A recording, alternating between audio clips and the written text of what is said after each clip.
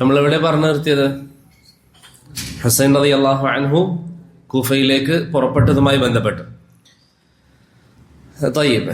അങ്ങനെ ഹുസൈൻ റളിയല്ലാഹു അൻഹു കൂഫയിലേക്ക് പോകാൻ തന്നെ തീരുമാനിച്ചു. പലരും അദ്ദേഹത്തെ വഴിയിൽ വെച്ചും മറ്റുമൊക്കെ തടഞ്ഞുവെങ്കിലും ഹുസൈൻ റളിയല്ലാഹു അൻഹു യാത്ര തുടർന്നു. അദ്ദേഹം കൂഫയിലേക്ക് എത്തുന്നതിനിടയിൽ ഞാൻ നേരത്തെ പറഞ്ഞതുപോലെ വഴിയിൽ ചില തടസ്സങ്ങൾ ഉണ്ടായിരുന്നു. ചിലർ അദ്ദേഹത്തെ തടുക്കാൻ ബലമായും മറ്റുമൊക്കെ ശ്രമിച്ചുവെങ്കിലും അദ്ദേഹം ഒന്നിനും വഴിപ്പെടാതെ കൂഫയിലേക്ക് അദ്ദേഹം ചെന്നു. ഏകദേശം ചരിത്രം പറയുന്നതനുസരിച്ച് ഹുസൈൻ റളിയല്ലാഹു അൻഹുവിന് 18,000-ഓളം ആളുകൾ ബൈഅത്ത് ചെയ്യുമെന്ന് പറഞ്ഞിരുന്നു. 18,000 ആളുകൾ ബൈഅത്ത് ചെയ്യുമെന്ന് പറഞ്ഞിരുന്നു. പലരും ബൈഅത്ത് ചെയ്തുകൊണ്ട് ഹുസൈൻ റളിയല്ലാഹു അൻഹുവിന് കത്തുകൾ അയക്കുകയും ചെയ്തു. അങ്ങനെ ഹുസൈൻ റളിയല്ലാഹു അൻഹു അവിടെ എത്തി. ഈ ആളുകളൊക്കെ അദ്ദേഹത്തിന്റെ കൂടെ ഉണ്ടാകും എന്ന വിശ്വാസത്തിലാണ് അദ്ദേഹം അവിടെ പോകുന്നത്. അദ്ദേഹം ഒരിക്കലും ഒരു പ്രശ്നം ഉണ്ടാക്കാനോ യുദ്ധത്തിനോ പോയതല്ല. ഇതിന് ഏറ്റവും വലിയ തെളിവ് എന്താണ്? യുദ്ധത്തിനാണ് പോകുന്നതെങ്കിൽ അദ്ദേഹത്തിന്റെ കൂടെ ആരുണ്ടാകണം? സൈന്യം ഉണ്ടാകുമായിരുന്നു. അദ്ദേഹത്തിന്റെ കൂടെ കുടുംബം മാത്രമേ ഉള്ളൂ. അദ്ദേഹത്തിന്റെ മക്കൾ, അതുപോലെ തന്നെ കുടുംബത്തിൽപ്പെട്ട പ്രധാനപ്പെട്ട ചില ആളുകൾ മാത്രമാണ് ഹുസൈൻ റളിയല്ലാഹു അൻഹുവിന്റെ കൂടെ ഉണ്ടാകുന്നത്. അങ്ങനെ അവസാനം എന്ത് സംഭവിച്ചെന്നാൽ കൂഫയിലേക്ക് അദ്ദേഹം പ്രവേശിക്കുകയും കർബല എന്ന് പറയുന്ന സ്ഥലത്തെത്തിയപ്പോൾ അദ്ദേഹത്തെ ബലമായി അവിടെ പിടിച്ചു വെക്കുകയും അവസാനം അവിടെ വെച്ച് അദ്ദേഹം അവരുമായി പോരാടുകയും 5,000-ഓളം ആളുകൾ, ഹുസൈൻ റളിയല്ലാഹു അൻഹുവും ഒന്നിച്ചുള്ളവരും 72ഓളം ആളുകൾ, പിന്നെ അദ്ദേഹത്തെ തടയാൻ വേണ്ടി വന്നവരിൽ നിന്ന് 30ഓളം ആളുകൾ ഹുസൈൻ റളിയല്ലാഹു അൻഹുവിന്റെ കൂടെ നിന്നിട്ട് പറഞ്ഞു, ഞങ്ങൾ എങ്ങനെയാണ് ഹുസൈനു നേരെ വാളോങ്ങുക എന്ന് പറഞ്ഞ് ഹുസൈൻ റളിയല്ലാഹു അൻഹുവിന്റെ കൂടെ നിന്നു. ഇവർ 100 പേരും, ശത്രുക്കൾ ഏകദേശം 5,000-ഓളം ആളുകളും. ഈ ശത്രുക്കൾ എന്ന് പറയുന്നവരിൽ പലരും ഹുസൈൻ റളിയല്ലാഹു അൻഹുവിന് ബൈഅത്ത് നൽകിയവരായിരുന്നു. ഹുസൈൻ റളിയല്ലാഹു അൻഹുവിന് ബൈഅത്ത് നൽകിയ 5,000 ആളുകളിൽ അവരിൽ ബൈഅത്ത് നൽകിയവരും ഈ 5,000 ആളുകളിലുണ്ട്. ഹുസൈൻ റളിയല്ലാഹു അൻഹു അവരുമായി പോരാട്ടത്തിൽ ഏർപ്പെട്ടു. അങ്ങനെ ഹുസൈൻ റളിയല്ലാഹു അൻഹുവിന്റെ കൂടെയുള്ള ആളുകളൊക്കെ ഈ 5,000-ഓളം ആളുകൾ വധിച്ചു കളഞ്ഞു. ഹുസൈൻ റളിയല്ലാഹു അൻഹു ഒറ്റക്ക് നിന്ന് ധാരാളം സമയം പോരാടി. ആരും ഹുസൈൻ റളിയല്ലാഹു അൻഹുവിനെ തൊടാൻ ധൈര്യം കാണിച്ചിരുന്നില്ല. കാരണം ഹുസൈൻ റളിയല്ലാഹു അൻഹു പ്രവാചകന്റെ പേരക്കുട്ടിയാണ്. പലപ്പോഴും അദ്ദേഹത്തെ തടയുമ്പോഴും മറ്റുമൊക്കെ അദ്ദേഹം ചോദിക്കുന്നുണ്ട്, നിങ്ങൾ എന്തിനാണ് എന്നെ തടയുന്നത്? ഞാൻ അള്ളാഹുവിന്റെ റസൂലിന്റെ പേരക്കുട്ടിയാണ്. പക്ഷേ അവർ ഹുസൈൻ റളിയല്ലാഹു അൻഹുവിനെ എങ്ങനെയും പ്രവേശിക്കാൻ അനുവദിച്ചിട്ടില്ല. അവസാനം ഹുസൈൻ റളിയല്ലാഹു അൻഹുവിനെ വധിക്കുന്നതിൽ നിന്ന് എല്ലാവരും മാറി നിന്നപ്പോൾ അവിടെ ഉണ്ടായിരുന്ന ഷമർ ഇബ്നു ദിൽജൗഷൻ എന്ന് പറയുന്ന വേറെ ചില അഭിപ്രായങ്ങളുണ്ട്. അദ്ദേഹമാണ് ഏറ്റവും ധാരാളം റിവായത്തുകളിൽ വന്നത്. ഷമർ ഇബ്നു ദിൽജൗഷൻ പറഞ്ഞു, ഹുസൈനെയും കൊന്നുകളയുക. അങ്ങനെയാണ് ഹുസൈൻ റളിയല്ലാഹു അൻഹുവിന്റെ തലയിറക്കുകയും പിന്നീട് ഉബൈദുല്ലാഹ് ഇബ്നു സിയാദ് എന്ന് പറയുന്ന ആ സമയത്തെ കൂഫയിലെയും ബസറയിലെയും ഭരണാധികാരിയുടെ മുന്നിലേക്ക് കൊണ്ടുവരപ്പെടുന്നത്. ഇപ്പൊ ഇവിടെ വിഷയം, ഹുസൈൻ റളിയല്ലാഹു അൻഹുവിനെ സഹായിക്കാമെന്ന് വാഗ്ദാനം നൽകിയ കൂഫയിലെ 18,000-ഓളം വരുന്ന ആളുകളിൽ നിന്ന് 5,000-ഓളം ആളുകൾ, അല്ലെങ്കിൽ അതിൽപ്പെട്ട ആളുകളും ഉൾക്കൊള്ളുന്ന 5,000-ഓളം ആളുകൾ ഹുസൈൻ റളിയല്ലാഹു അൻഹുവിനെതിരിൽ നിന്നു. പിന്നീട് ഹുസൈൻ റളിയല്ലാഹു അൻഹു കൊല്ലപ്പെടുന്ന സാഹചര്യം ഉണ്ടായി.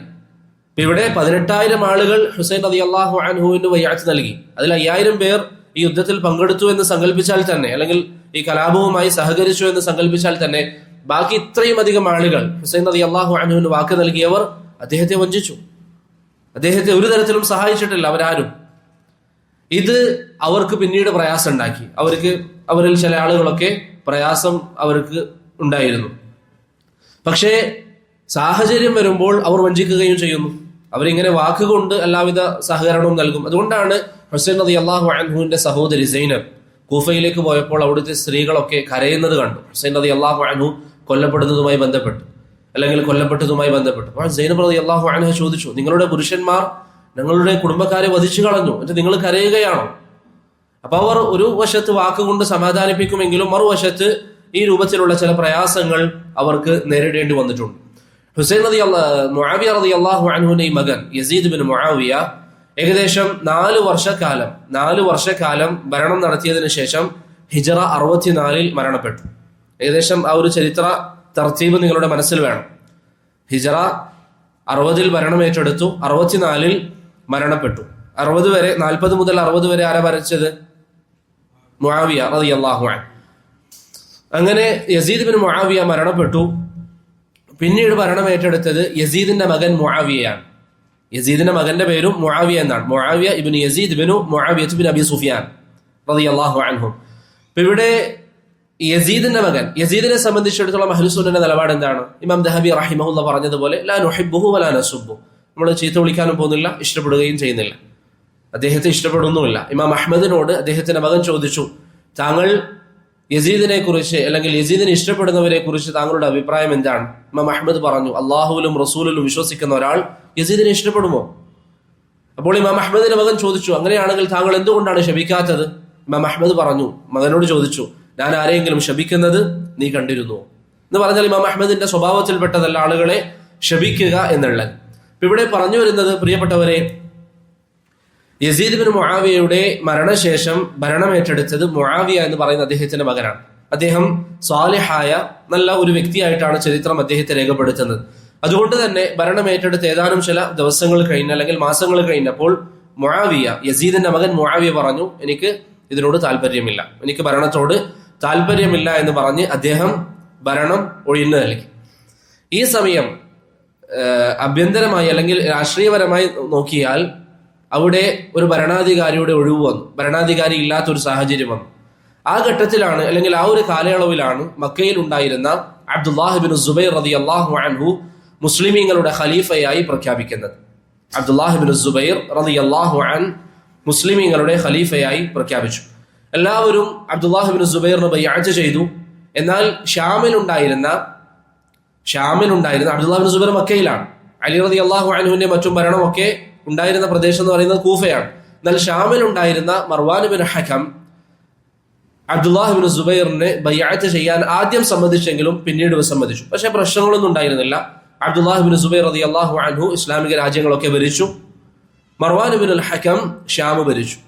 ഷാം ഒഴികെ ബാക്കിയുള്ള പ്രദേശങ്ങളൊക്കെ അബ്ദുല്ലാഹ് ബിൻ സുബൈറിന്റെ കീഴിലായിരുന്നു. കുറച്ച് വർഷങ്ങൾ കഴിഞ്ഞു. മർവാൻ ബിൻ അൽ ഹകം ഈ കാലയളവിൽ അബ്ദുല്ലാഹ് ബിൻ സുബൈർ ഭരണം ഏറ്റെടുത്ത് പ്രഖ്യാപിച്ച ഈ സമയം നേരത്തെ ഹുസൈൻ റളിയല്ലാഹു അൻഹുവിനെ അദ്ദേഹത്തിന് ബൈഅത്ത് ചെയ്ത് പിന്നെ അദ്ദേഹത്തെ സഹായിക്കാത്ത ധാരാളം ആളുകളുണ്ടല്ലോ, അവർക്ക് എങ്ങനെയെങ്കിലും യസീദിൽ നിന്ന് ഉബൈദുല്ലാഹ് ഇബ്നു സിയാദിൽ നിന്ന്, ആരോ ഉബൈദുല്ലാഹ് ഇബ്നു സിയാദ് ഹുസൈനിനെ കൊല്ലുന്ന സമയത്ത് കൂഫയുടെ ഗവർണറായിരുന്നു. അപ്പോൾ ഉബൈദുല്ലാഹ് ഇബ്നു സിയാദിൽ നിന്ന് എങ്ങനെയെങ്കിലും പ്രതികാരം എടുക്കണം എന്നൊരു ചിന്തയിലായിരുന്നു അവർ നടന്നുകൊണ്ടിരുന്നത്. അങ്ങനെ യസീദ് ബിൻ മുആവിയയുടെ മകൻ ഭരണം ഒഴിവാക്കിയ സമയം അവിടെ ഒരു ഇടവേള വന്നു. ഭരണം ഏറ്റെടുക്കാൻ ആരുമില്ലാത്ത ഒരു സാഹചര്യം വന്നപ്പോൾ ആ ഒരു അവസരം മുതലെടുത്തുകൊണ്ട് ഈ കൂഫയിൽ ഉണ്ടായിരുന്ന ഹുസൈനിന് ബൈഅത്ത് നൽകി പിന്നെ അദ്ദേഹത്തിന്റെ കൂടെ നിൽക്കാത്ത ആളുകൾ തീരുമാനമെടുത്തു, ഉബൈദുല്ലാഹ് ഇബ്നു സിയാദിനെ കൊല്ലണം, ഉബൈദുല്ലാഹ് ഇബ്നു സിയാദിനെ കൊന്നുകളയണം. ചില പേരുകൾ ഇൻഷാ അല്ലാഹ് ചില ആളുകൾക്ക് ഇഷ്കാലാവുമായിരിക്കും, എന്നാലും വിഷയം ഒന്ന് ശ്രദ്ധിക്കാം. ഉബൈദുല്ലാഹ് ഇബ്നു സിയാദിനെ കൊല്ലാൻ വേണ്ടി തീരുമാനിച്ചു. അങ്ങനെയാണ് അവർ ഉബൈദുല്ലാഹ് ഇബ്നു സിയാദിന്റെ കൊട്ടാരത്തിലേക്ക് പോവുകയും ഉബൈദുല്ലാഹ് ഇബ്നു സിയാദിനെ കൊട്ടാരത്തിൽ വെച്ച് വധിച്ച് കളയുകയും ചെയ്തു. ആ സൈന്യം അവരറിയപ്പെട്ടത് ജയ്ഷു തവ്വാബീൻ എന്ന പേരിലാണ്. ജയ്ഷു തവ്വാബീൻ. എന്താണ് തവ്വാബ് എന്ന് പറഞ്ഞാൽ? തൗബ ചെയ്യുന്നവർ. അവർ ചെയ്തിരിക്കുന്ന ഒരു തെറ്റിൽ നിന്ന് പ്രായശ്ചിത്തമായി അവർ ചെയ്ത കൊലയാണിത്. കാരണം ഹുസൈൻ റളിയല്ലാഹു അൻഹുവിനെ സഹായിക്കാം എന്ന് പറഞ്ഞുകൊണ്ട് ബൈഅത്ത് നൽകി വിളിച്ചു വരുത്തി അവസാനം ഹുസൈൻ റളിയല്ലാഹു അൻഹുവിനെ സഹായിക്കാൻ പറ്റാതെ അവരിൽ നിന്ന് സംഭവിച്ചിരിക്കുന്ന ആ പാപത്തിന് പ്രായശ്ചിത്തമായി അവർ ഉബൈദുല്ലാഹ് ഇബ്നു സിയാദ് എന്ന് പറയുന്ന ഹുസൈൻ റളിയല്ലാഹു അൻഹു വധിക്കപ്പെടുമ്പോൾ കൂഫയിലെ അമീറായിരുന്ന ഉബൈദുല്ലാഹ് ഇബ്നു സിയാദിനെ ഈ കൂട്ടർ കൊന്നുകളഞ്ഞു. അതിൽപ്പെട്ട ഒരു വ്യക്തിയായിരുന്നു മുഖ്താർ ബിൻ അബി ഉബൈദ് അസ്സഖഫി. അങ്ങനെ ജയ്ഷു തവ്വാബീന്റെ നേതൃത്വത്തിൽ ഉണ്ടായിരുന്ന ഒരു വ്യക്തിയാണ് മുഖ്താർ ഇബ്നു അബി ഉബൈദ് അസ്സഖഫി. ഇവിടെ രണ്ട് ഘട്ടങ്ങൾ നമ്മുടെ മുമ്പിലുണ്ട്. ഒന്ന് അബ്ദുല്ലാഹ് ഇബ്നു സുബൈർ റളിയല്ലാഹു അൻഹുവിന്റെ നേതൃത്വത്തിൽ പ്രഖ്യാപിക്കപ്പെട്ട ഖിലാഫത്തും, മറ്റൊന്ന് ഒരു വശത്ത് ഷാമിൽ നിലനിൽക്കുന്ന ഉമവി ഭരണകൂടത്തിന്റെ പരമ്പരയും.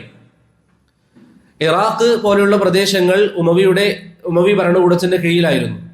പിന്നെ അവിടെ എന്താ സംഭവിച്ചത്? അബ്ദുല്ലാഹ് ഇബ്നു സുബൈർ റളിയല്ലാഹു അൻഹുവിന്റെ സഹോദരൻ അദ്ദേഹം ഇറാഖിലേക്ക് വരികയും ഇറാഖിനെ അബ്ദുല്ലാഹ് ഇബ്നു സുബൈർ റളിയല്ലാഹു അൻഹുവിന്റെ ഭരണ പ്രദേശവുമായി ചേർക്കുകയും ചെയ്തു. ഇറാഖിനെ അബ്ദുല്ലാഹ് ഇബ്നു സുബൈർ റളിയല്ലാഹു അൻഹുവിന്റെ ഭരണ പ്രദേശവുമായി ചേർക്കുകയും ചെയ്തു. ഇവിടെ ഹുസൈൻ റളിയല്ലാഹു അൻഹുവിന് വേണ്ടി പ്രതികാരമെടുക്കുക, ഹുസൈൻ റളിയല്ലാഹു അൻഹുവിനോട് വഞ്ചന കാണിച്ച ശേഷം അദ്ദേഹത്തിന് പ്രതികാരം എടുക്കുക എന്ന നിലയിൽ ആ പ്രവർത്തിച്ച ആളുകൾ, അതാണ് ഷിയാക്കളുടെ മറ്റൊരു ളുഹൂറായി പണ്ഡിതന്മാർ പറയുന്നത്. എന്ന് പറഞ്ഞാൽ ആലുൽ ബൈത്തിനെ സഹായിക്കണം. അവർ വഞ്ചിച്ചവരാണ്. ഷിയാക്കളാണ് വാസ്തവത്തിൽ ആരെ കൊന്നത്? ഹുസൈൻ റളിയല്ലാഹു അൻഹുവിനെ കൊന്നുകളഞ്ഞത്. അവർ തന്നെ കൊന്നുകളയുകയും അവർ തന്നെ കൊന്നവരിൽ നിന്ന് പ്രതികാരമെടുക്കണം എന്ന് പറഞ്ഞ് യുദ്ധത്തിനിറങ്ങുകയും ചെയ്തു. അതാണ് ഷിയാക്കളുടെ വഞ്ചനയുടെ ഒരു ചരിത്രം. അങ്ങനെ യസീദ് കൊല്ലപ്പെടുന്നത്, അല്ലെങ്കിൽ യസീദ് മരണപ്പെടുന്നത് ഏത് വർഷം നമ്മൾ പറഞ്ഞത്? ഹിജറ 64. ഈ സമയം വരെ ഈ ഞാൻ നേരത്തെ പറഞ്ഞതുപോലെ ഒറ്റപ്പെട്ട ഓരോ ഭാഗത്ത് നിന്ന് ആളുകൾ ഷിയാക്കൾക്ക് വേണ്ടി സംസാരിക്കും. ചില ചെറിയ ചെറിയ സബഈയ പോലെയുള്ള ചില സംഘടനകൾ ഉണ്ടായി എന്നല്ലാതെ പ്രത്യക്ഷമായി വലിയൊരു സംഘമായി ഷിയാക്കൾ ഉണ്ടായിരുന്നില്ല. അങ്ങനെ തവാബീൻ അതൊക്കെ കഴിഞ്ഞു. അബ്ദുല്ലാഹ് ബിൻ സുബൈർ റളിയല്ലാഹു അൻഹുവിന്റെ ഭരണത്തിന്റെ കീഴിൽ മുസ്ലിമീങ്ങൾ ജീവിച്ചു. എത്ര വർഷം? 9 വർഷം. 9 വർഷക്കാലത്തോളം ജനങ്ങൾ അബ്ദുല്ലാഹ് ബിൻ സുബൈർ റളിയല്ലാഹു അൻഹുവിന്റെ ഭരണത്തിന് കീഴിൽ ജീവിച്ചു. എന്നാൽ ഷാമിൽ മർവാൻ ബിൻ ഹകം ബൈഅത്ത് ചെയ്യില്ല എന്ന് ഉറച്ചു നിൽക്കുകയും ചെയ്തു. അബ്ദുല്ലാഹ് ബിൻ സുബൈർ അവരായിട്ട് പ്രശ്നത്തിനോ മറ്റോ ഒന്നും പോയിരുന്നില്ല. മർവാൻ ബിൻ ഹകം മരണപ്പെട്ട ശേഷം ഭരണം ഏറ്റെടുത്തത് അബ്ദുൽ മലിക് ബിൻ മർവാനാണ്. ഉമവി ഭരണകൂടം നിങ്ങൾ വായിക്കണം. നബി സല്ലല്ലാഹു അലൈഹി വസല്ലമയുടെ ഖിലാഫത്ത്, അല്ലെങ്കിൽ സഹാബത്തിന്റെ ഖുലഫാഉകളുടെ ഖിലാഫത്തിന് ശേഷം വന്ന ഖിലാഫത്താണ് ഉമവി ഖിലാഫത്ത്. അവരിൽ അബ്ദുല്ലാഹ് ബിൻ സുബൈർ റളിയല്ലാഹു അൻഹു 9 വർഷം ഭരിച്ചു. പിന്നീട് ഞാൻ നേരത്തെ പറഞ്ഞ മർവാൻ ബിൻ ഹകം മരണപ്പെട്ട ശേഷം ഉമവി ഭരണകൂടത്തിൽപ്പെട്ട അബ്ദുല്ലാഹ് ബിൻ സുബൈർ ഉമവി ഭരണകൂടത്തിൽപ്പെട്ടവരല്ല. ക്ലിയർ അല്ലേ? ഉമവി ഭരണകൂടത്തിൽപ്പെട്ട മർവാൻ ബിൻ ഹകം മരണപ്പെട്ടപ്പോൾ അദ്ദേഹത്തിന്റെ മകൻ അബ്ദുൽ മലിക് ബിൻ മർവാൻ ഭരണം ഏറ്റെടുത്തു. അദ്ദേഹം ഭരണം ഏറ്റെടുത്തപ്പോൾ ഓരോരോ പ്രദേശങ്ങളായി അദ്ദേഹത്തിന്റെ കീഴിലേക്ക് കൊണ്ടുവരാൻ വേണ്ടി തുടങ്ങി. ഓരോരോ പ്രദേശങ്ങൾ. അങ്ങനെ ആദ്യം അദ്ദേഹം മിസ്റിലേക്ക് ചെന്നു, ഈജിപ്തിലേക്ക് ചെന്നു, പിന്നീട് ഇറാഖ്, പിന്നെ മദീന, പിന്നെ മക്കയിൽ വന്ന് അബ്ദുല്ലാഹ് ബിൻ സുബൈറിനെ ആ സ്ഥലം അവരുടെ കൈക്കലാക്കി. അബ്ദുല്ലാഹ് ബിൻ സുബൈർ റളിയല്ലാഹു അൻഹു മക്കയിലാണ്. മക്ക അവരുടെ അധീനതയിൽ കൊണ്ടുവരാൻ അവർ ശ്രമിച്ചു. അങ്ങനെയാണ് ആ സമയം പോരാട്ടം നടക്കുന്നത്. അബ്ദുല്ലാഹ് ബിൻ സുബൈർ റളിയല്ലാഹു അൻഹുവും ഇപ്പുറം അബ്ദുൽ മലിക് ബിൻ മർവാന്റെ ആളുകൾ തമ്മിൽ പോരാട്ടം നടക്കുകയും കഅബയുടെ അരികിൽ വെച്ച് അബ്ദുല്ലാഹ് ബിൻ സുബൈർ റളിയല്ലാഹു അൻഹു കൊല്ലപ്പെടുകയും ചെയ്യുന്നത്. ആരായിരുന്നു ആ യുദ്ധത്തിന് നേതൃത്വം നൽകിയത്? അബ്ദുൽ മലിക് ബിൻ മർവാന്റെ കീഴിൽ സൈനാധിപൻ Hajjaj bin Yusuf. Hajjaj bin യൂസുഫിന്റെ കീഴിലൂടെ ഹിജറ 73 അബ്ദുല്ലാഹ് ബിൻ സുബൈർ റളിയല്ലാഹു അൻഹു കൊല്ലപ്പെട്ടു. അങ്ങനെ ഹിജറ 73 മുതൽ ഇസ്ലാമിക ഭരണകൂടം അതിനെ പരിപൂർണമായി നിയന്ത്രിച്ചത് അബ്ദുൽ മലിക് ബിൻ മർവാനാണ്. ഏകദേശം 20 വർഷത്തോളം ഭരണം നയിച്ചിരുന്നത് അബ്ദുൽ മലിക് ഇബിൻ മർവാനാണ്. ഇപ്പൊ ഏകദേശം ഏത് വർഷം വരെ എത്തി നമ്മള്? ഹിജറ 93. ഇവിടെയൊന്നും പ്രിയപ്പെട്ടവരെ ഷിയാക്കൾ എന്ന് പറയുന്ന ഒരു സംഘം, ഒരു വിഭാഗമായി വന്നിരുന്നില്ല. ഈ ഒറ്റപ്പെട്ട ചിന്താഗതികളും ഒറ്റപ്പെട്ട ചെറിയ ചെറിയ ഒരു വിഭാഗീയതയുമായി നടന്നു എന്നല്ലാതെ വലിയൊരു സംഘം അവരുടെ അഖീദ, അവർക്കായി ചില മസാജിദുകൾ, അവരുടേതായ ഹുസൈനിയാത്തുകൾ എന്നുള്ളത് പോലെ അങ്ങനെയുള്ള സംവിധാനങ്ങളൊന്നും ഉണ്ടായിരുന്നില്ല. ഈ കാലയളവിൽ സംഭവിച്ച വളരെ പ്രധാനപ്പെട്ട മറ്റൊരു കാര്യമാണ് അലി റളിയല്ലാഹു അൻഹുവിന്റെ മകൻ ആരാണ്? ഹസനും ഹുസൈനും അല്ലെ? അതിൽ ഹുസൈന് കൊല്ലപ്പെട്ടത് നമ്മൾ പറഞ്ഞു. ഹുസൈൻ റളിയല്ലാഹു അൻഹുവിന്റെ മകനാണ് അലി ഇബ്നു ഹുസൈൻ. ഹുസൈൻ റളിയല്ലാഹു അൻഹുവിന്റെ മകനാണ് അലി ഇബ്നു ഹുസൈൻ. ഷിയാക്കൾ, അല്ലെങ്കിൽ അദ്ദേഹം അറിയപ്പെടുന്ന പേരെന്താണ്? സൈനുൽ ആബിദീൻ. അലി ഇബ്നു ഹുസൈൻ സൈനുൽ ആബിദീൻ. ഷിയാക്കളും മറ്റുമൊക്കെ വളരെയധികം ബഹുമാനിക്കുന്ന, അവർ 12 ഇമാമുമാരിൽ ഒരാളായി പരിഗണിക്കുന്നത് അലി ഇബ്നു ഹുസൈനെയാണ്. അലി ഇബ്നു ഹുസൈന്റെ മകൻ Zaid. Zaid ibn Ali ibn Hussain ibn Ali ibn Abi Talib. മനസ്സിലായോ? അലി റളിയല്ലാഹു അൻഹുവിന്റെ മകൻ ഹുസൈനിന്റെ മകന്റെ മകൻ. ഈ Syed ibn Ali ibn Hussain, അദ്ദേഹം ആ സമയത്ത് ചരിത്രം വായിക്കുന്ന ഏതൊരാൾക്കും ബോധ്യപ്പെടുന്നത് പോലെ രാഷ്ട്രീയമായ ചില പ്രശ്നങ്ങൾ ഉണ്ടായിരുന്നു. അങ്ങനെ ഉമവി ഭരണാധികാരി ഹിഷാം ബിൻ അബ്ദുൽ മലിക്കും സെയ്ദ് ബിൻ അലി ബിൻ ഹുസൈനും തമ്മിൽ ചില അഭിപ്രായ വ്യത്യാസങ്ങൾ ഉണ്ടായി. ഈ സമയം ചില ആളുകൾ സെയ്ദ് ബിൻ അലി ബിൻ ഹുസൈന്റെ അരികിൽ വന്നിട്ട് പറഞ്ഞു, താങ്കൾ ഏത് വിഷയത്തിന് പോവാണെങ്കിലും താങ്കളുടെ കൂടെ നമ്മൾ സഹകരിക്കാനുണ്ടാകും. നേരത്തെ ഹുസൈൻ റളിയല്ലാഹു അൻഹുവിന് കൂഫക്കാർ നൽകിയ അതുപോലെ വാഗ്ദാനം. അങ്ങനെ ഹുസൈൻ റളിയല്ലാഹു അൻഹുവിനോട് അവർ ചോദിച്ചു, അതിനു മുമ്പ് ഞങ്ങൾക്കറിയാനുള്ള ഒരു കാര്യം, താങ്കളെ ഞങ്ങൾ സഹായിക്കാം, താങ്കളുടെ കൂടെ നിൽക്കാം, പക്ഷേ അബൂബക്കറിനെയും ഉമറിനെയും കുറിച്ച് എന്താണ് താങ്കളുടെ അഭിപ്രായം എന്ന് അലി ബിൻ അബി താലിബിന്റെ പേരക്കുട്ടിയോട് ചോദിച്ചു. അദ്ദേഹം എന്ത് പറഞ്ഞു? അവർ രണ്ടുപേരും എന്റെ ഉപ്പാപ്പമാരാണ്, അവരെ ഞാൻ ഒരിക്കലും തള്ളി പറയുകയില്ല എന്ന് പറഞ്ഞു. അപ്പോൾ ഈ വന്ന ആളുകൾ ചോദിച്ചു, നിങ്ങൾ എന്തുകൊണ്ടാണ് അവരെ ചീത്ത വിളിക്കാത്തത്? സെയ്ദ് പറഞ്ഞു, ഞാൻ അവരെ ചീത്ത വിളിക്കുകയില്ല, നിങ്ങൾ എന്നിൽ നിന്ന് തിരിഞ്ഞു പോകണമെന്ന് പറഞ്ഞു. അങ്ങനെ ആട്ടിപ്പായിക്കുന്നതിന് അറബിയിൽ പറയുന്ന പേരെന്താ? റഫള, വിട്ടയക്ക. ശേഷം പറഞ്ഞു, ഞാൻ നിങ്ങളുമായി ഒരു ബന്ധവുമില്ല, നിങ്ങൾ ഞാനുമായി ഒരു ബന്ധവുമില്ല. ആ വിഭാഗം Syed bin Ali ibn Hussain ibn Ali അദ്ദേഹത്തെ സഹായിക്കാൻ വേണ്ടി വന്ന ആ വിഭാഗത്തിനാണ് എന്ത് പറയുന്നത്? സൈദിയാക്കൾ എന്ന് പറയുന്നത്. പലപ്പോഴും നിങ്ങൾ കേട്ടിട്ടുണ്ടാകും, അഹ്ലുസുന്നയുമായി ഷിയാക്കളിൽ നിന്ന് ഏറ്റവും അടുത്ത വിഭാഗം സൈദിയാക്കളാണ്. അത് ഈ കൂട്ടരാണ്. അന്ന് സെയ്ദ് റളിയല്ലാഹു അല്ലെങ്കിൽ സെയ്ദ് റഹിമഹുല്ലാ അവരോട് നിങ്ങൾ എന്നിൽ നിന്ന് പിരിഞ്ഞു പോകണം എന്ന് പറഞ്ഞ ആ സമയം മുതലാണ് റാഫിദിയാക്കൾ എന്ന പേരും അവർക്ക് വന്നത് എന്ന് ഇബ്നു ഹസ്ം റഹിമഹുല്ലയെ പോലെയുള്ളവർ പറയുന്നതായി കാണാം. എന്താണ് റാഫിദിയ എന്ന് പറഞ്ഞാൽ അർത്ഥം? റഫള എന്ന് പറഞ്ഞാൽ നമ്മൾ നിഷേധിക്കുക. അപ്പൊ റഫള ഷിയാക്കളെ കുറിച്ച് റാഫിദിയാക്കൾ എന്ന് പറഞ്ഞാൽ എന്താ ഉദ്ദേശം? തള്ളിക്കളഞ്ഞവർ. അവരെന്താ തള്ളിക്കളഞ്ഞത്? അബൂബക്കറിന്റെയും ഉമറിന്റെയും ഖിലാഫത്ത് അംഗീകരിക്കാതെ തള്ളിയവർ. മനസ്സിലായോ? അതിൽ നിന്നാണ് അവർക്ക് റാഫിദിയാക്കൾ എന്ന പേര് വന്നത്. അതിൽ നിന്നാണ് അവർക്ക് റാഫിദിയാക്കൾ എന്ന പേര് വന്നത്. അങ്ങനെ ഉമവി ഭരണകൂടം തീരുന്നത് വരെ ഇങ്ങനെ ചില ആഭ്യന്തര പ്രശ്നങ്ങളും മറ്റുമായി നടന്നു. ഉമവി ഭരണകൂടം എപ്പോഴാണ് പതിക്കുന്നത്? ഹിജറ 132. ഹിജറ 132 വരെയാണ് ഉമവി ഭരണകൂടം നിലനിന്നിരുന്നത്. അതിനുശേഷം അബ്ബാസി ഭരണകൂടം നിലവിൽ വന്നു. നമുക്ക് സമയം വളരെ കുറവാണ്, അതുകൊണ്ട് പെട്ടെന്ന് പറഞ്ഞു പോകാം. അബ്ബാസി ഭരണകൂടം വന്നപ്പോഴും ഇൻഷാ അല്ലാഹ് നിങ്ങൾ അതിന്റെ ചരിത്രം പഠിക്കണം. ഖദ്ദറല്ലാഹ് സമയം നമ്മൾ പ്രതീക്ഷിച്ചതുപോലെ ലഭിച്ചില്ല. അബ്ബാസി ഭരണകൂടം വന്നപ്പോഴും അവർക്ക് വലിയ രൂപത്തിൽ അവരുടെ മസാജിദുകൾ ഉണ്ടാക്കാനും അവരുടെ അഖീദയുമായി ജനങ്ങൾക്കിടയിൽ ഇറങ്ങാനൊന്നും അവർക്ക് സാധിച്ചിരുന്നില്ല. എന്നാൽ അബ്ബാസി ഭരണകാലത്ത് സംഭവിച്ച പ്രധാന ചില വിഷയങ്ങൾ എന്താണ്? ഷിയാക്കൾ അല്ലെങ്കിൽ അലി റളിയല്ലാഹു അൻഹുവിനോട് ഇഷ്ടമുണ്ട്, അല്ലെങ്കിൽ ആ ഇഷ്ടം അതിര് കവിഞ്ഞു എന്ന് വാദിക്കുന്ന ചില ആളുകൾ ഉള്ളത് കൊണ്ട് തന്നെ അത് മുതലെടുത്തുകൊണ്ട് ചില ആളുകൾ അവരുടെ കൂടെ ചേരുകയും ആ കുടുംബത്തിൽപ്പെട്ട ജഅഫർ സാദിഖ് എന്ന് പറയുന്ന ഷിയാക്കൾ 12 പേരിൽ ഒരാളായി പറയുന്ന ജഅഫർ സാദിഖിന്റെ പേരിൽ ധാരാളം കള്ള ഹദീസുകൾ കെട്ടിച്ചമക്കാൻ വേണ്ടി തുടങ്ങി, അവരുടെ മദ്ഹബിനെ പോഷിപ്പിക്കാൻ. കാരണം ഹദീസുകളും ആയത്തുകളും ആവശ്യമാണ്. അതുകൊണ്ട് തന്നെ അവർ കള്ള ഹദീസുകൾ കെട്ടിപ്പറയാൻ വേണ്ടി തുടങ്ങി. അതിൽ ഏറ്റവും വലിയ പങ്കുവെച്ച ആളുകളാണ് അലി ബിൻ ഇബ്രാഹിം അൽ ഖുമ്മി 4-ാം നൂറ്റാണ്ടിൽ, മുഹമ്മദ് ബിൻ യഅഖൂബ് അൽ കുലൈനി, അതുപോലെ മുഹമ്മദ് ബിൻ അൽ ഹസൻ അത്തൂസി, ഇബ്നു ബാബോയി, ഇങ്ങനെയുള്ള ഷിയ പണ്ഡിതന്മാർ ഹദീസുകൾ കെട്ടിപ്പറയാൻ വേണ്ടി തുടങ്ങി. പ്രധാനമായിട്ടും ആരുടെ പേരിലാണ് അവർ ഹദീസുകൾ കെട്ടിച്ചമച്ചത്? ജഅഫർ സാദിഖിന്റെ. അഥവാ ജഅഫർ സാദിഖ് പറഞ്ഞു, അദ്ദേഹത്തിന്റെ മുകളിൽ നിന്നുള്ളവരിൽ നിന്ന്. അങ്ങനെ ആ ഒരു പരമ്പര ജഅഫർ സാദിഖ്, അദ്ദേഹത്തിന് മുമ്പ് മുഹമ്മദ് അൽ ബാഖിർ, അതിനു മുമ്പ് നേരത്തെ നമ്മൾ പറഞ്ഞ സെയ്ദ്, അതിനു മുമ്പ് അലി, അതിനു മുമ്പ് ഹുസൈൻ, അതിനു മുമ്പ് അലി ബിൻ അബി താലിബ്. ഈ ഒരു തർത്തീബിൽ അവർ ജഅഫർ സാദിഖിന്റെ പേരിൽ ധാരാളം കളവുകൾ കെട്ടിച്ചമക്കുകയും അവരുടെ വാദങ്ങൾ, അവരുടെ പ്രധാന വാദം എന്തായിരുന്നു? ഇമാമത്ത് വാദം സ്ഥാപിക്കാൻ ജഅഫർ സാദിഖ് നബി സല്ലല്ലാഹു അലൈഹി വസല്ലമയിൽ നിന്ന് ഉദ്ധരിച്ചു എന്ന് പറയുന്ന ധാരാളം കള്ള ഹദീസുകൾ അവർ പ്രചരിപ്പിക്കാൻ വേണ്ടി തുടങ്ങി. ഇങ്ങനെ വ്യത്യസ്ത ഘട്ടങ്ങളിലായിട്ടാണ് ഷിയാക്കൾ ലോകത്തേക്ക് കടന്നു വന്നത്. പക്ഷേ അവർക്ക് ചരിത്രത്തിൽ നിങ്ങൾ വായിച്ചു നോക്കിയാൽ അവരുടെ ആശയങ്ങൾ പറയാൻ, അവരുടെ മസാജിദുകൾ സ്ഥാപിക്കാൻ പ്രത്യേകിച്ച് അവസരങ്ങൾ കാര്യമായിട്ടൊന്നും ആദ്യം ലഭിച്ചിരുന്നില്ല. അവർക്ക് ഏറ്റവും വിശാലമായി അവരുടെ ആശയങ്ങളും അവരുടെ അഖീദയും സ്ഥാപിക്കാൻ സാധിച്ചത് സഫവിയ്യ ഭരണകൂടത്തിലൂടെയാണ്.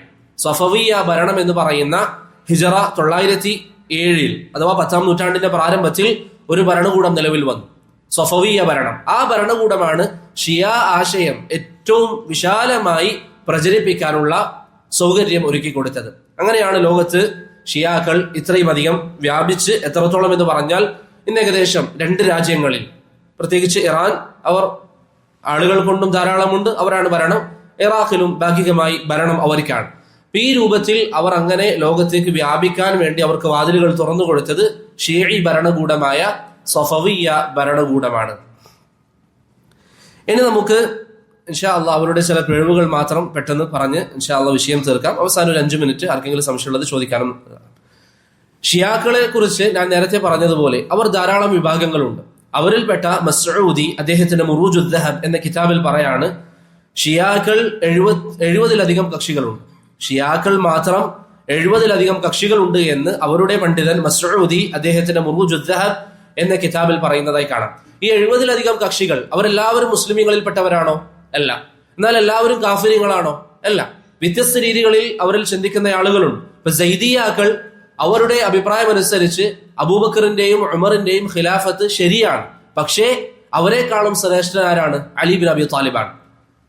പക്ഷെ അബൂബക്കറിന്റെയും ഉമറിന്റെയും ഖിലാഫത്ത് ശരിയാണ്, സഹീഹാണ്. അതുകൊണ്ട് അവർ അഹ്ലുസുന്നയുമായി ഏറ്റവും അടുത്തവരാണ്. യമനിൽ ആദ്യമൊക്കെ ധാരാളമായ ആളുകൾ വിശ്വസിച്ചിരുന്ന ഒരു അഖീദ അതാണ്. എന്നാൽ ഈ സൈദിയാക്കളിൽ വേറെ പല വിഭാഗങ്ങളുണ്ട്. അതിൽപ്പെട്ട ഒന്നാണ് ജാറൂദിയ. ആ ജാറൂദിയ വിശ്വാസമാണ് ഇന്നത്തെ യമനിലെ ഹൂസികൾ സ്വീകരിക്കുന്ന വിശ്വാസം. ജാറൂദിയ അത് കുഫറാണ്. ആ വിശ്വാസം കുഫറൻ വിഷയങ്ങൾ ഉൾക്കൊള്ളുന്നതാണ്. അതുകൊണ്ട് തന്നെ ജാറൂദിയാക്കൾ അറിയപ്പെടുന്നത് റാഫിദത്തു സൈദിയ എന്നാണ്. റാഫിദത്തു സൈദിയ, സൈദിയാക്കളിൽപ്പെട്ട റാഫിദിയാക്കൾ. മനസ്സിലാവുണ്ടോ? പെട്ടെന്ന് പറയുന്നതുകൊണ്ട് ഇൻഷാ അല്ലാഹ് ഒരു ഇഷ്കാലാവരുത്, സംശയങ്ങളുടെ പിന്നെ ചോദിക്കണം. ഇവിടെ ഷിയാക്കൾ 70-ലധികം കക്ഷികളുണ്ട് എന്ന് പറയുമ്പോൾ അതിലെല്ലാവരും അഹ്ലുസുന്നയുടെ അല്ലെങ്കിൽ അഹ്ലുസുന്ന അല്ല, മുസ്ലിമീങ്ങളുടെ വിശ്വാസത്തിലുള്ളവരല്ല. ചിലർ കാഫിര്യങ്ങളാണ്. ഉദാഹരണത്തിന് നുസൈരിയാക്കൾ, ബാത്തിനിയാക്കൾ, ബഹായിയാക്കൾ, ബാബിയാക്കൾ, ദുറൂസ്, കറാമിത്ത, ദുറൂസ് എന്നും ലുബ്നാനിലും മറ്റുമുണ്ട്, കറാമിത്തകൾ, ഇങ്ങനെയുള്ള വ്യത്യസ്തമായ കക്ഷികളുണ്ട് ഷിയാക്കളിൽ തന്നെ. അവരൊക്കെ കാഫിര്യങ്ങളാണ്. എന്നാൽ അവരിൽപ്പെട്ട ചില ആളുകൾ, അവർ ഞാൻ ഈ പറഞ്ഞതുപോലെ സൈദിയാക്കളെ പോലെയുള്ളവർ, അവർ മുൻഹരിഫീങ്ങളാണ്, അഖീദയിൽ പിഴച്ച ആളുകളാണ്, പക്ഷേ അവർ കാഫിര്യങ്ങളല്ല. ഇനി നമുക്ക് ആവശ്യമുള്ള, നമുക്ക് എല്ലാവർക്കും മനസ്സിലാക്കൽ അത്യാവശ്യമായ അവരുടെ 1-2 പിഴവുകൾ പറഞ്ഞ് ഇൻഷാ അല്ലാഹ് നമുക്ക് അവസാനിപ്പിക്കാം. ഇന്ന് നാം ഷിയാക്കൾ എന്ന് പറഞ്ഞാൽ അതുകൊണ്ട് പ്രധാനമായി ഉദ്ദേശിക്കുന്ന വിഭാഗത്തിന്റെ പേരെന്താണ്? ഇസ്നാ അശരിയാക്കൾ. ഇസ്നാ അശരിയാക്കൾ അഥവാ 12 ഇമാമുമാരെ വെക്കുകയും ആ ഇമാമുമാർക്ക് എല്ലാവിധ പവിത്രതയും നൽകുന്ന വിഭാഗം. അവരാരൊക്കെയാണ്? പെട്ടെന്നൊന്ന് അവരുടെ പേരുകൾ വായിക്കാം. ഒന്ന് അലി ബിൻ അബി താലിബ്, രണ്ടാമത്തേത് ഹസൻ ഇബ്നു അലി, മൂന്നാമത്തേത് ഹുസൈൻ ഇബ്നു അലി. അപ്പൊ അവരുടെ വിശ്വാസം അനുസരിച്ച് ആദ്യം അലി ബിൻ അബി താലിബ്, പിന്നെ അദ്ദേഹത്തിന് 2 മക്കൾ. പിന്നെ മക്കൾ ആരായിരിക്കണം? ഏറ്റവും മുതിർന്ന മകൻ മാത്രമേ ഉപ്പയിൽ നിന്ന് ഖിലാഫത്ത് അല്ലെങ്കിൽ ഇമാമത്ത് സ്വീകരിക്കാൻ പറ്റൂ. ഇതാണ് അവരുടെ വിശ്വാസം. അതുകൊണ്ട് തന്നെ Ali bin Abi Talib, Hasan bin Ali, Hussain bin Ali, Ali Zainul Abidin, Muhammad al Baqir, Jafar as Sadiq, Musa al Kazim, Ali al Rida, Muhammad al Jawad, Ali al Hadi, al Hasan al Askari. അവസാനമായി വന്ന അവരുടെ ഇമാം ഹസൻ അസ്കരിയാണ്. എന്ത് സംഭവിച്ചു? 11ാമത്തെ അവരുടെ ഇമാമിന് കുട്ടി ജനിച്ചിട്ടില്ല. 11ാമത്തെ ഷിയാക്കളുടെ ഇമാമിന് കുട്ടി ജനിച്ചിട്ടില്ല. ഷിയാക്കളാകെ പ്രയാസത്തിലായി. ഇനി എന്തു പറയും?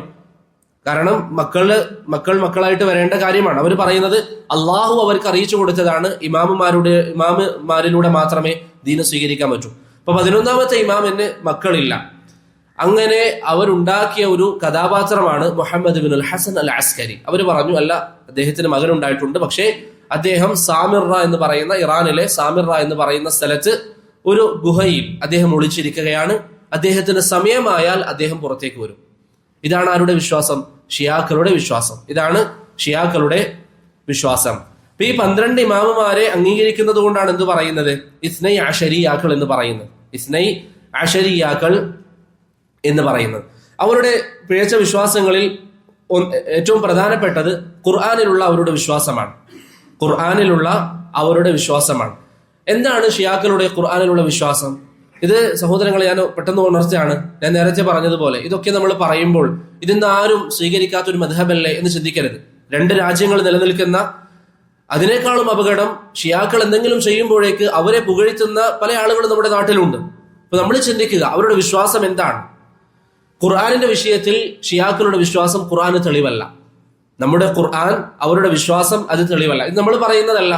അവരുടെ കാഫി, നമ്മുടെ ബുഖാരി പോലെ അവരുടെ കാഫിയിൽ കുലൈനി പറയുന്നു, ഇന്നൽ ഖുർആന ലാ യകൂനു ഹുജ്ജതൻ ഇല്ലാ ബിഖയ്യിം. ഖയ്യിം ഇല്ലാതെ, അഥവാ വിധി നൽകുന്ന ഒരാളില്ലാതെ ഖുർആനിന്റെ ആയത്തുകൾ തെളിവല്ല. ആരാണ് വിധി നൽകുന്ന ആളുകൾ? ഇവർ ഈ പറയുന്ന 12 ഇമാമിങ്ങൾ. ഇവർ ഈ പറയുന്ന 12 ഇമാമിങ്ങൾ അംഗീകരിച്ചാൽ മാത്രമേ ഖുർആനിന്റെ ആയത്ത് തെളിവാവുകയുള്ളൂ എന്നതാണ് അവരുടെ വാദം. അതുപോലെ അവർ പറയുന്ന മറ്റൊരു വാദമാണ്, ബിഹാറുൽ അൻവാറിൽ അവരുടെ മജ്ലിസി എന്ന് പറയുന്ന പണ്ഡിതൻ പറയുന്നു, ഖുർആൻ ആർക്കെങ്കിലും പഠിക്കാൻ ആഗ്രഹമുണ്ടെങ്കിൽ അലി റളിയല്ലാഹു അൻഹുവിൽ നിന്നല്ലാതെ ആരെങ്കിലും ഖുർആൻ പഠിക്കുകയാണെങ്കിൽ അവൻ നശിച്ചവനാണ്. അപ്പൊ അവരുടെ വാദം ഖുർആൻ തെളിവല്ല. ഇനി അത് തെളിവാകണമെങ്കിലുള്ള മാനദണ്ഡം എന്താണ്? അലി റളിയല്ലാഹു അൻഹുവും ബാക്കിയുള്ള ഇമാമിങ്ങളും പഠിപ്പിച്ചിരിക്കണം. അതല്ലെങ്കിൽ ഖുർആൻ തെളിവല്ല എന്നതാണ് അവരുടെ വിശ്വാസം. അവർ ഏത് വിശ്വാസവും, ഷിയാക്കളുടെ പിഴവുകൾ ഇൻഷാ അല്ലാഹ് നമ്മൾ സൂചിപ്പിച്ചതാവട്ടെ അല്ലാത്തതാവട്ടെ, ഏത് വിശ്വാസവും അവർക്ക് എന്തുമായി ബന്ധമുണ്ടാകും? ഇമാമിയത്തുമായി ബന്ധമുണ്ടാകും. അവരുടെ ഖളിയത്തുൽ ഇമാമ എന്ന് പറയുന്ന വിഷയവുമായി ബന്ധമുണ്ടാകും. കാരണം അവരെപ്പോഴും ശ്രമിച്ചത് എന്തിനാണ്? പ്രവാചകന് ശേഷം ഖിലാഫത്തിന് ഏറ്റവും അർഹതയുള്ള വ്യക്തി ആരാണ്? അലി ബിൻ അബി ത്വാലിബാണ്. അതുകൊണ്ടെല്ലാം അവർ ദുർവ്യാഖ്യാനിക്കേണ്ടി വന്നു. ഈ വിഷയം തന്നെ ഇമാമുമാരെ അംഗീകരിക്കണം, അല്ലെങ്കിൽ ഇമാമുമാരിലൂടെ മാത്രമേ ഖുർആൻ മനസ്സിലാക്കൂ എന്ന് പറയാനുള്ള കാരണം എന്താണ്? സ്വാഭാവികമായി ഇമാമത്താണ് ദീനിന്റെ അടിസ്ഥാനം എന്ന് പറയുമ്പോൾ അവരോട് ആളുകൾ ചോദിക്കും, അങ്ങനെയാണെങ്കിൽ എന്തുകൊണ്ട് ഈ ഖുർആനിൽ ഇമാമത്തിനെ കുറിച്ച് പരാമർശമില്ല? അപ്പൊ അവര് പറഞ്ഞു, ഈ ഖുർആനിലുള്ള ആയത്തുകൾ നിങ്ങൾക്ക് മനസ്സിലാകാത്തത് കൊണ്ടാണ്. ഈ ഖുർആനിൽ അതിനെക്കുറിച്ചൊക്കെ ഉണ്ട്, അതെങ്ങനെയാ നിങ്ങൾക്ക് മനസ്സിലാകാം? അവരുടെ ഇമാമുമാർ വിശദീകരിച്ചു തരണം. അത് ഈ ജാഫർ സാദിഖിന്റെയും മറ്റും പേരിൽ അവർ കള്ളക്കഥകൾ കെട്ടിച്ചമക്കുകയും ചെയ്തു. അപ്പൊ അത് നോക്കിയാൽ അതിലുണ്ട് ഇമാമുമാരുള്ള സൂചന ആയത്തുകളുടെ തഫ്സീറിൽ. അതുകൊണ്ടാണ് അവർ അവരുടെ ഇമാമുമാർക്ക് മാത്രമേ ഇത് മനസ്സിലാവുകയുള്ളൂ എന്ന് പറയുന്നു. അതുകൊണ്ട് തന്നെ ഖുർആനിന്റെ വിഷയത്തിലുള്ള അവരുടെ വിശ്വാസം അവരുടെ ഇമാം അംഗീകരിച്ചാൽ അല്ലാതെ തെളിവാവുകയില്ല. അവരുടെ ഇമാമുമാർക്ക് മാത്രമേ ഇത് മനസ്സിലാകൂ. തീർന്നില്ല. ഇന്ന് നമ്മുടെ മുമ്പിൽ കാണുന്ന ഈ ഖുർആൻ ഇത് പരിപൂർണമല്ല, അതാണ് അവരുടെ വിശ്വാസം. ഷിയാക്കൾ പറയുന്നത് നാം ഇവിടെ ഓതുന്ന ഖുർആൻ അത് പരിപൂർണമല്ല, മറിച്ച് അതിൽ കൈകടത്തലുകൾ നടന്നിട്ടുണ്ട്. എങ്ങനെയാണ് കൈകടത്തലുകൾ നടന്നത്? അവർ പറയുന്നു, ചില ആയത്തുകൾ നിഷേധിച്ചു, ചില ആയത്തുകളെ അധികരിപ്പിച്ചു. തയ്യിബ്, എന്താണ് നിങ്ങൾക്ക് ആ വിഷയത്തിൽ പറയാനുള്ള അല്ലെങ്കിൽ ഒരു വിശദീകരണം എന്താണ്? തബറസി, അവരുടെ പണ്ഡിതൻ, തബറസി എന്ന് പറയുന്ന അവരുടെ പണ്ഡിതൻ പറയുന്നു, അലി ബിൻ അബി ത്വാലിബ് റളിയല്ലാഹു അൻഹു പ്രവാചകന്റെ വഫാത്തിന് ശേഷം അദ്ദേഹം ഖുർആനൊക്കെ ക്രോഡീകരിക്കുകയും സഹാബത്തിന്റെ അരികിൽ വരികയും ചെയ്തു. അബൂബക്കറും ഉമറും ഒക്കെ ആ ഖുർആൻ എടുത്ത് നോക്കിയപ്പോൾ അതിൽ കാണുന്നത് എന്താ? അബൂബക്കറിനെ കുറ്റം പറയുന്നു, ഉമറിനെ കുറ്റം പറയുന്നു, അബൂ ഉബൈദയെ കുറ്റം പറയുന്നു. ഇത് കണ്ടപ്പോൾ അബൂബക്കർ പറഞ്ഞു, ഈ ഖുർആൻ ഞങ്ങൾ അംഗീകരിക്കുകയില്ല. അപ്പൊ അലി ബിൻ അബി ത്വാലിബ് പറഞ്ഞു, എന്നാൽ ഈ ഖുർആൻ ഞാൻ സൂക്ഷിക്കും, നിങ്ങൾ എന്റെ ജീവിതത്തിൽ ഇത് കാണുകയുമില്ല. ഇത് അവരുണ്ടാക്കിയ കഥയാണ്. അങ്ങനെ അബൂബക്കർ റളിയല്ലാഹു അൻഹുവിന്റെ കാലം കഴിഞ്ഞു. ഉമർ ഇബ്നുൽ ഖത്താബ് റളിയല്ലാഹു അൻഹു അലിയോട് പറഞ്ഞു, ആ ഖുർആൻ കൊണ്ടുവരണം. അത് കത്തിക്കാൻ വേണ്ടി ഉമർ തീരുമാനിച്ചു. പക്ഷെ അലി റളിയല്ലാഹു അൻഹു അത് വിസമ്മതിച്ചതായി, അവർ ഒരു കഥയുണ്ടാക്കിയതായി നമുക്ക് കാണാൻ സാധിക്കും. അപ്പൊ അവര് പറയുന്നത് എന്താ? യഥാർത്ഥ ഖുർആൻ അലി ബിൻ അബി ത്വാലിബിന്റെ കയ്യിലുണ്ടായിരുന്നു, പക്ഷെ സഹാബികൾ അത് സ്വീകരിക്കാൻ കൂട്ടാക്കിയില്ല. അതുകൊണ്ട് തന്നെ ഇന്ന് നമ്മുടെ മുമ്പിൽ കാണുന്ന ഈ 30 ജുസ് ഉള്ള ഖുർആൻ, അത് അള്ളാഹു അവതരിപ്പിച്ച ഖുർആനിന്റെ 1/3 ഭാഗം മാത്രമേ ഉള്ളൂ. അള്ളാഹു അവതരിപ്പിച്ച ഖുർആനിന്റെ 1/3 ഭാഗം മാത്രമേ ഉള്ളൂ. തയ്യിബ്, അവരോട് ചോദിക്കുക, ഖുർആനിൽ ശരിയായി അങ്ങനെ ആയത്തുകൾ ഉണ്ടായിരുന്നോ ഇമാമത്തിനെ കുറിച്ച്? അവർ പറയും ഉണ്ടായിരുന്നു. തെളിവെന്താണ്? ഫൈൻ തനാസഅതും ഫീ ഷൈഇൻ, നിങ്ങൾക്ക് എന്തെങ്കിലും അഭിപ്രായ വ്യത്യാസം ഉണ്ടായാൽ ഫറുദ്ദൂഹു ഇലല്ലാഹി വർ റസൂൽ എന്ന് പറയുന്ന ആയത്തുണ്ട്. ആ ആയത്തിൽ അവർ പറഞ്ഞു, അത് ശരിക്ക് ഫറുദ്ദൂ ഇലല്ലാഹി വർ റസൂലി വൽ അഇമ്മ എന്നായിരുന്നു. അള്ളാഹുലേക്കും റസൂലിലേക്കും അവരുടെ ഇമാമിയങ്ങളിലേക്കും മടക്കുക എന്നായിരുന്നു. ആ അഇമ്മ എന്ന പദം എവിടെ പോയി? അബൂബക്കറും ഉമറും അത് ഒഴിവാക്കി. ഉസ്മാൻ റളിയല്ലാഹു അൻഹു അത് ഒഴിവാക്കി. വകദാലിക ജഅൽനാകും ഉമ്മതൻ വസത, അല്ലേ? നമുക്കറിയാം ഖുർആനിലെ ആയത്താണ്. അവർ പറഞ്ഞു ആ ആയത്തിന്റെ ഉദ്ദേശം, കുറച്ചധികം സമയം എടുത്തോട്ടെ, നിസ്കാരം 5 മിനിറ്റ്. വകദാലിക ജഅൽനാകും ഉമ്മതൻ വസത, ഉമ്മത്തൻ എന്ന് പറയുന്നത് അവർ പറഞ്ഞു അവിടെ ഉമ്മത്തല്ല, ശരിക്ക് അഇമ്മത്തൻ എന്നായിരുന്നു. പക്ഷെ അബൂബക്കറും ഉമറും കൈകടത്തലുകൾ നടത്തിയതാണ്. ഇങ്ങനെ ധാരാളക്കണക്കിന് ആയത്തുകൾ അവർ അവരുടെ ഭാഗം ന്യായീകരിക്കാൻ വേണ്ടി പ്രിയപ്പെട്ടവരെ വാദിച്ചതായി നമുക്ക് കാണാൻ സാധിക്കും. അതുകൊണ്ട് തന്നെ ഷിയാക്കളിൽപ്പെട്ട വളരെ പ്രധാനപ്പെട്ട ഒരു പണ്ഡിതനാണ് ഹുസൈൻ അന്നൂരി അത്തബറസി. ഞാൻ നേരത്തെ പറഞ്ഞ അദ്ദേഹത്തിന് ഒരു കിതാബുണ്ട്, ഫസ്ലുൽ ഖിതാബ് ഫി തഹ്രീഫ് കലാമി റബ്ബിൽ അർബാബ്. അള്ളാഹുവിന്റെ ഈ കലാം, പരിശുദ്ധ ഖുർആനിൽ നടന്നിരിക്കുന്ന കൃത്രിമങ്ങൾ, കൈകടത്തലുകൾ എന്ന പേരിൽ അദ്ദേഹം ഒരു കിതാബ് എഴുതുകയും ഈ പറയപ്പെട്ട വികൃതമായ വാദങ്ങൾ അതിൽ സ്ഥാപിക്കുകയും ചെയ്തതായി നമുക്ക് കാണാൻ സാധിക്കും. അതുപോലെ അവർ പറയുന്നത് യഥാർത്ഥ ഖുർആനിൽ അബൂബക്കറിനെ ശപിച്ചുകൊണ്ട് തബ്ബത് യദാ അബീ ലഹബിൻ വതബ്, തബ്ബത് യദാ അബീ ബക്കറിൻ വതബ്, തബ്ബത് യദാ ഉമർ വതബ് എന്നായിരുന്നു ഖുർആനിൽ ഉണ്ടായിരുന്നത്. അത് അബൂബക്കറും ഉമറും ഒഴിവാക്കിയതാണ് എന്ന് അവർ പറയുന്നതായി നമുക്ക് കാണാം. അവർ പൊതുവിൽ പറയാറുള്ള കാര്യമാണ്, ഖുർആൻ 3 ഭാഗമായിട്ടാണ്. ഒന്ന് സുലുസുൻ ഫീന, ഒരു ഭാഗം ഞങ്ങളെ പുകഴ്ത്തിക്കൊണ്ട്, അഥവാ ഷിയാക്കളെ. വസുലുസുൻ ഫി അഅദാഇന, ഒരു ഭാഗം നമ്മുടെ ശത്രുക്കളുടെ വിഷയത്തിൽ, അഥവാ അബൂബക്കർ ഉമർ ബാക്കിയുള്ള സഹാബികൾ. വസുലുസുൻ ഫിൽ അഹ്കാമി വൽ ഖിസസ്, ബാക്കിയുള്ള വിധിവിലക്കുകൾ. അവർ പറയുന്നു ഇന്ന് നാം കാണുന്ന ഈ ഖുർആൻ അത് ഈ 1/3 ഭാഗമാണ്, അഥവാ അഹ്കാമും ഖിസസും, ചരിത്രങ്ങളും വിധിവിലക്കുകളും. നമ്മുടെ വിഷയത്തിലുള്ളതും നമ്മുടെ ശത്രുക്കളുടെ വിഷയത്തിലുള്ളതും അബൂബക്കറും ഉമറും ഒക്കെ ഒഴിവാക്കി എന്നുള്ളതാണ് അവരുടെ വാദം. ഇത് അവരുടെ പൂർവ്വകാല പണ്ഡിതന്മാർ എഴുതിയിരിക്കുന്ന കിതാബുകളിലൊക്കെ പറഞ്ഞിട്ടുണ്ട്. കുലൈനി പറഞ്ഞിട്ടുണ്ട്, അലി ബിൻ ഇബ്രാഹിം അൽ ഖുമ്മി, അയ്യാഷ്, തബറസി, ഫറാദ്, അതുപോലെ അജ്നാൻ അൽ ബഹ്റാനി, യൂസുഫ് അൽ ബഹ്റാനി, അതുപോലെ അൽ മജ്ലിസി, ഇങ്ങനെ അവരുടെ എല്ലാ പണ്ഡിതന്മാരും പറഞ്ഞിരിക്കുന്ന കാര്യമാണ് ഈ ഒരു ആശയം. ഇവിടെയൊക്കെ നാം മനസ്സിലാക്കേണ്ടത് ഖുർആൻ തെറ്റാണ് എന്നവർ പറയാൻ അവരെ കൊണ്ടെത്തിച്ചെന്ന വിഷയം ഇമാമത്താണ്. കാരണം ആളുകൾ ചോദിക്കാൻ തുടങ്ങി, നിങ്ങൾ ഖുർആൻ അംഗീകരിക്കുന്നു, എന്തുകൊണ്ടാണ് ഖുർആനിൽ ഇമാമത്തില്ലാത്തത്, എന്തുകൊണ്ടാണ് ഖുർആനിൽ ഇമാമത്തില്ലാത്തത്? അപ്പൊ അവരുടെ മറുപടി, ഈ ഖുർആനിൽ കൈകടച്ചലുകൾ നടന്നിട്ടുണ്ട്. ഈ മറുപടി പറഞ്ഞാൽ അവർ സേഫാണ്. ഈ മറുപടി പറഞ്ഞാൽ പിന്നെ മറ്റു ചോദ്യങ്ങൾ അവരോട് ചോദിക്കാൻ അവരുടെ അനുയായികൾക്ക് സാധിക്കില്ല. ഇപ്പൊ സ്വാഭാവികമായി അഹ്ലുസുന്ന അവരോട് ചോദിച്ചു, അങ്ങനെയാണെങ്കിൽ യഥാർത്ഥ ഖുർആൻ എവിടെയുള്ളത്? അവരതിന് പേര് വിളിക്കുന്നത് മുസ്ഹഫ് ഫാത്തിമ, അതെവിടെയാണുള്ളത്? അപ്പൊ അവര് പറയുന്നത് അത് അവരുടെ ഇമാമിന്റെ കയ്യിൽ, ഞാൻ നേരത്തെ പറഞ്ഞ ജനിക്കാത്ത മുഹമ്മദ് ബിൻ അൽ ഹസൻ അൽ അസ്കരി സർദാബ് സാമുറയിൽ തഹ്റാനിലുള്ള ആ ഗുഹയിൽ താമസിക്കുന്നു എന്ന് അവർ അവകാശപ്പെടുന്ന ആ ഗുഹയിൽ മുഹമ്മദ് ബിൻ അൽ ഹസൻ അൽ അസ്കരിയുടെ കൂടെ ആ ഖുർആൻ ഉണ്ട്. അദ്ദേഹം അവസാന നാളിൽ വരുമ്പോൾ ആ ഖുർആനിന്റെ പരിപൂർണ കോപ്പിയുമായി വരും എന്നതാണ് അവരുടെ വാദം. നമ്മുടെ ഖുർആനിൽ എത്ര ആയത്തുകളാണ്? 6000 ചില്ലാനം. അവരുടെ ഖുർആനിൽ 17,000-ഓളം ആയത്തുകളുണ്ട്, 17,000-ഓളം ആളുകളുണ്ട്. ഇതാണ് ആയത്തുകളുണ്ട്. ഇതാണ് അവരുടെ വാദം. രണ്ടാമത്തെ അവരുടെ പ്രധാനപ്പെട്ട വാദം, സഹാബത്തിനെ ഒന്നടങ്കം തക്ഫീർ നടത്തുക. എല്ലാ സഹാബികളും കാഫിറാണ്. എന്താണ് കാരണം? അബൂബക്കർ റളിയല്ലാഹു അൻഹുവിന്റെയും ഉമറിന്റെയും ഖിലാഫത്ത് അവർ അംഗീകരിച്ചു. അലീന് കൊടുക്കേണ്ട ഇമാമത്ത് ഇവർ അപഹരിച്ചെടുത്തപ്പോൾ അതിനെ അംഗീകരിച്ചുകൊണ്ട് ബാക്കിയുള്ള സഹാബികൾ മിണ്ടാതിരുന്നു. അതുകൊണ്ട് ഈ സഹാബികൾ എല്ലാവരും കാഫിരീങ്ങളാണ്.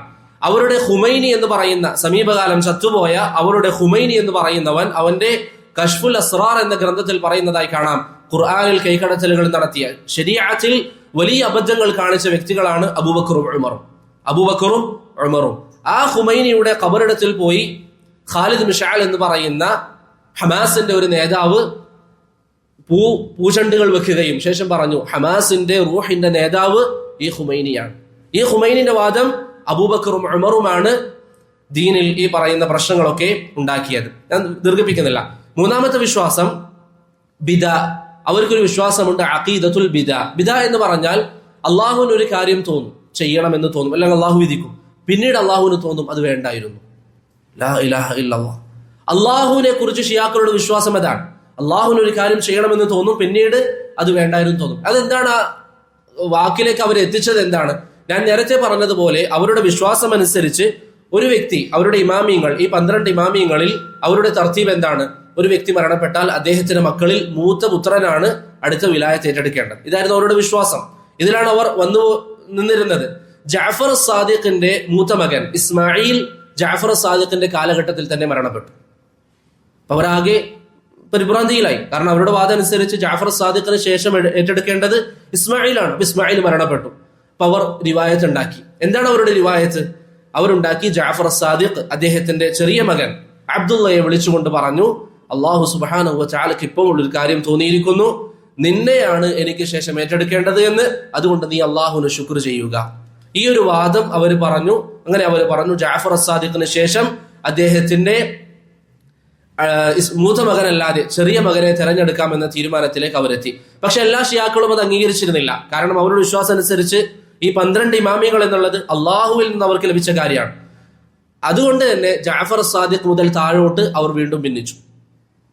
ജഅഫർ സാദിഖ് തൊട്ട് താഴോട്ട് ഭിന്നിച്ചു.